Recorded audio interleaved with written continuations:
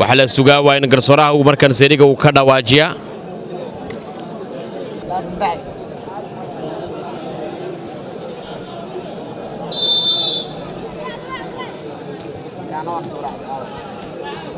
وهجاك والله باستي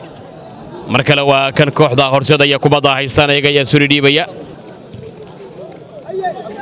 waa kubadaas waa laga soo saaray markale waa kan fursad daawi waa laga soo saaray kubada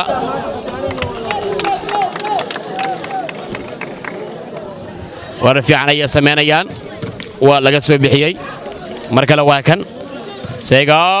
ya salaam banaanka ay kubada oo baxday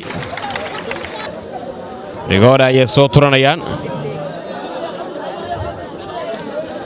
abgaalo ayaa turaya kubadaasi gol kulaadka abgaalo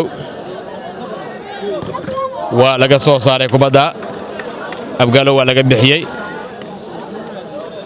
rigorada way iska qasaariyeen kooxda horseed عمر يريس ayaa kubadaasi haya markale rashka ayaa gool dhaliyay ciyaartuna waa gool eber rashka ayaa gool dhaliyay sheekadana waxa uu ka dhigay 1 eber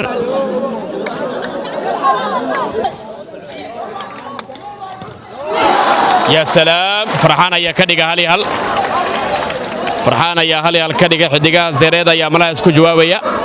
هل فرحان يدلي جولك فرحان دقو هل عيارته نقطي وجاك رشكا ريغوري رشكا يا غلط لجوس مي ريغورا يا لو دقي كدي مركي عياريان سيجا ومركاسي غلط وسميي وانا جول كلاد رشكا يا توريا رشكا برتا يا كودا عدا كوباداسي مركلا واك رشكا ماذا حيا لجوس بحيي وياي فرحان يا سلام اوه يا سلام فرحان دغو يا عيارته كدغ لبا جولي هل فرحان يا دلي جول عجيبه كدي مركي كوبادس ku dhifsadana sigay sidoo kale maanis yadana ciyaarta gool iyo ka dhigan iyo 2-1 ay ka dhigan ciyaarta waxa ka ciyaartu waa 2-1 gabagaba iyo mareysa waxaanu ka horkacayaan kooxda markaasi barwaaqo waxa lagu leeyahay kooxda horseed daliyaha labada goolba kooxda barwaaqo waa ciyaaryahan farxaan duqow waa uu soo saaray abow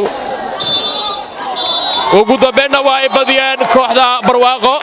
waxaana sidaa tartanka lagu ciribtiray kooxda lagu magacaabo horseed ciyaartiina waxay ku saylaatay 2-1 oo ay ku badiyeen kooxda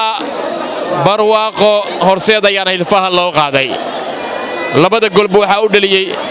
xidiga xulka qaranka Soomaaliya iyo kooxda horseed ciyaaryahan farxaan duqow nabad galiyo